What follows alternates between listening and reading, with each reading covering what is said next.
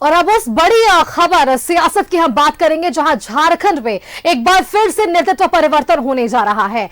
ED और जिस तरीके से केस में जमानत से जेल से बाहर निकले हेमंत सोरेन तीसरी बार मुख्यमंत्री का शपथ लेने जा रहे हैं। कहा जा रहा है कि 7 जुलाई को हेमंत सोरेन शपथ ले सकते हैं। हालांकि समय अभी राजभवन की ओर से निर्धारित नहीं किया गया है। आज राजभवन हेमंत सोरेन को मुख्यमंत्री पद की शपथ लेने के बारे में सूचित करेगा। शपथ ग्रहण का समय हेमंत सोरेन तय करेंगे।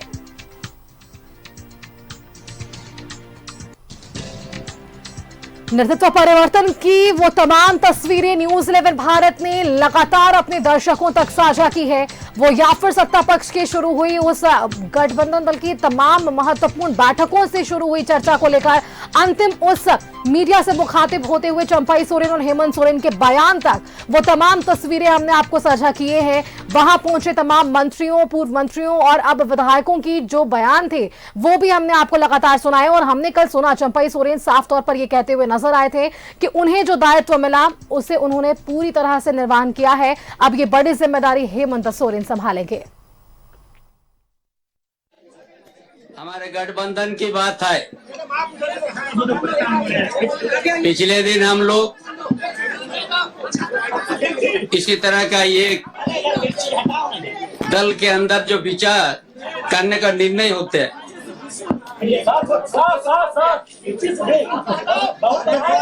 जो हम लोग नेतृत्व परिवर्तन किया था, मुझे दायित्व मिला। राजनीतिक घटनाक्रम आप लोग भी जानते हैं और उसे हेमंत बाबू ने आया और हमारा गठबंधन में फिर से हम लोग निर्णय लिया और हम हेमंत बाबू को और हमारा गठबंधन की ओर से फिर हम लोग नेता चुना और हम अपना जो पद हमने लिया था उसको हमने इस्तीफा दिया।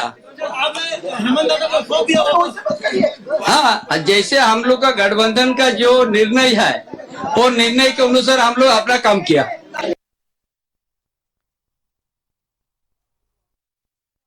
सुना चंपाई सोरेन को पूर्व सीएम है अब, और इनकी बातों से ये साफ तौर पर जिक्र हो पाया कि जो निर्णय गठबंधन ने लिया उसी निर्णय पर ये डटे रहे और जो कार्यकाल इनका रहा उस पूरे कार्यकाल में इन्होंने राज्य के लिए काम किया। चलिए हमारे साथ अधिक जानकारी के साथ रांची से संवाददाता हमारे सत्यव्रत किरण जुड़ रहे हैं। सत्यव्रत का एक बार रुख करेंगे और सीधा उनसे जानने की कोशिश करेंगे कि क्या कुछ कल की पूरी प्रतिक्रियाएं रही और क्या नेताओं का कहना रहा।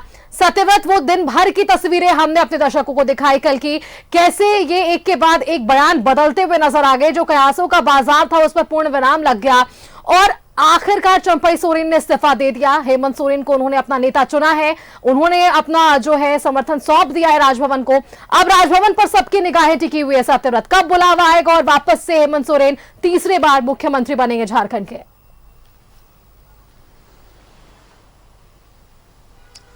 देखिए, बिल्कुल सही कहा सुष्मिता आपने। और जिस तरह से महत्वपूर्ण बैठक यानी कि सत्ता पक्ष महागठबंधन के बैठक के पहले से ही लगातार इस तरह की चर्चाएं हो रही थी कि बैठक के माध्यम से कोई बड़ा निर्णय लिया जा सकता है, मुख्यमंत्री का चेहरा बदला जा सकता है, नेतृत्व परिवर्तन हो सकता है। फिलहाल उस पर मोहर जो है वो बैठक शुरू होने के महज कुछ मिनटों बाद ही लग गई थी। लगातार इस तरह की खबरें आ रही थी कि हेमंत सोरेन जो है वो मुख्यमंत्री होंगे और देर शाम होते होते चंपाई सोरेन जो है वो राजभवन पहुंचते हैं। राजभवन पहुंचकर मुख्यमंत्री पद से उन्होंने इस्तीफा दिया और उसके बाद हेमंत सोरेन नई सरकार बनाने के लिए मुख्यमंत्री पद के लिए जो दावा है वो राज्यपाल के समक्ष पेश किया। फिलहाल अब जो निर्भर करता है वो राजभवन पर। फिलहाल जो सूचना है कि अब से थोड़ी देर में राजभवन के तरफ से हेमंत सोरेन को यह सूचना दे दी जाएगी कि हेमंत सोरेन नए मुख्यमंत्री के तौर पर राजभवन के बिरसा मंडप में कब पहुंच सकते हैं, कब वो अपना शपथ ग्रहण समारोह कर सकते हैं। फिलहाल जिस तरह की सूचना आ रही है कि शपथ ग्रहण समारोह के लिए जो है वो बेहतर और शुभ दिन भी देखा जा रहा है।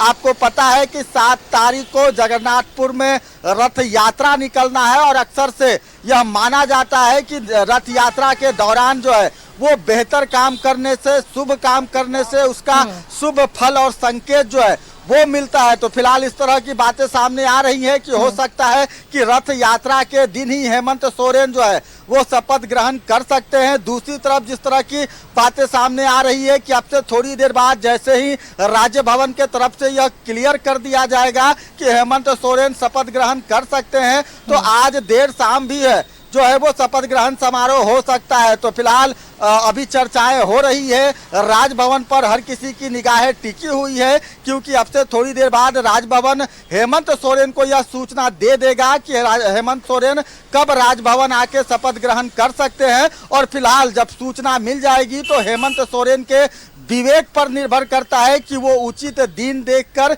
या फिर पार्टी के सत्ता के जो बाकी विधायक हैं उनसे सलाह मशवरा कर कर वो शपथ ग्रहण कब करते हैं। तो फिलहाल एक बार फिर राज्य में जिस तरह की चर्चाएं हो रही थी, 2 महीने 2.5 महीने का वक्त बचा हुआ है, विधानसभा के चुनाव होने हैं, वैसे में चेहरा परिवर्तन और एक बार फिर तीसरी बार जो है वो हेमंत सोरेन मुख्यमंत्री के लिए अपना शपथ लेंगे। सुष्मिता, सत्यव्रता, आपसे तमाम जानकारी हम लेते रहेंगे, नजर बनाए रखिएगा। राजभवन से जब भी ये सूचना निकलकर सामने आई वो जानकारी भी हमारे दर्शकों तक साझा करेंगे। सत्यव्रत, फिलहाल के लिए आपका बहुत बहुत धन्यवाद हमारे साथ जुड़ने के लिए और ये तमाम जानकारियां हमारे दर्शकों के साथ साझा करने के लिए। 7 जुलाई को देखिए हेमंत सोरेन शपथ ले सकते हैं, तीसरी बार हेमंत संभालेंगे झारखंड की कमान। और उससे पहले भी हमने देखा है किस तरीके से उन्होंने झारखंड की कमान पहले भी संभाली है, अब वापस से उनको ये जिम्मेदारी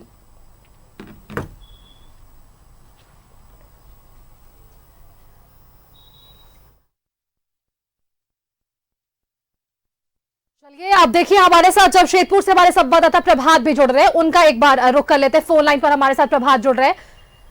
अच्छा, लाइव हमारे साथ प्रभात तमाम जानकारियां साझा करेंगे। प्रभात का एक बार रुख कर लेते हैं। प्रभात, कल की तमाम प्रतिक्रियाएं हमने देखी, उथल-पुथल हमने देखा, तमाम तस्वीरें बदलती हुई देखी और तीसरी बार मुख्यमंत्री के तौर पर हम देख पाएंगे अब हेमंत सोरेन को। इन सबके बीच एक बड़ा अपमान और एक बड़ा आरोप जो बीजेपी लगाती हुई नजर आ रही है कि कोल्हान के लिए ये बड़ा अपमान है। चंपाई सोरेन को सीएम पद से हटाना कोल्हान के लिए एक बड़ा अपमान, एक बड़ा मुद्दा बीजेपी जो है वो बनाती हुई नजर आ सकती है विधानसभा चुनाव के दौरान।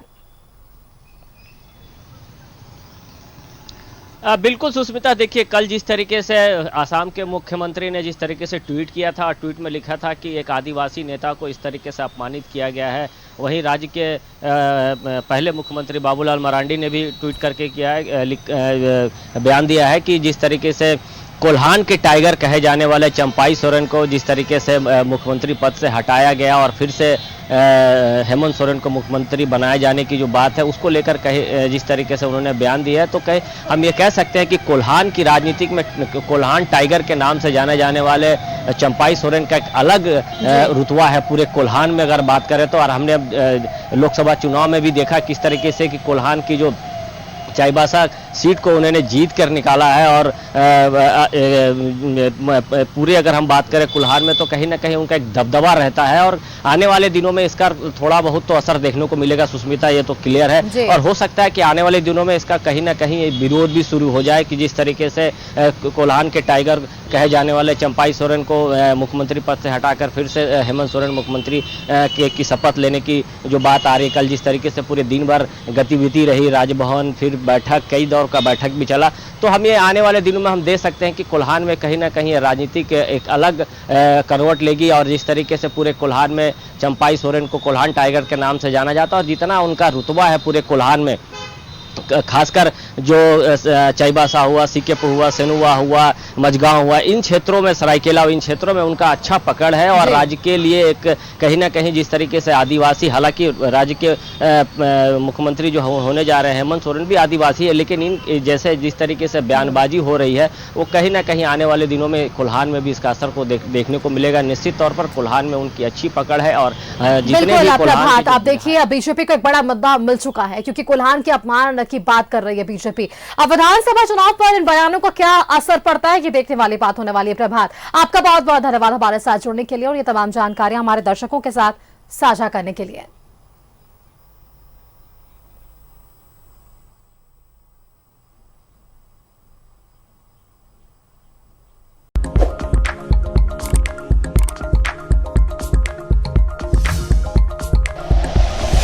Live like and share videos, subscribe करें हमारा चैनल और प्रेस करें बेल आइकॉन। News 11 भारत, सच है तो दिखेगा।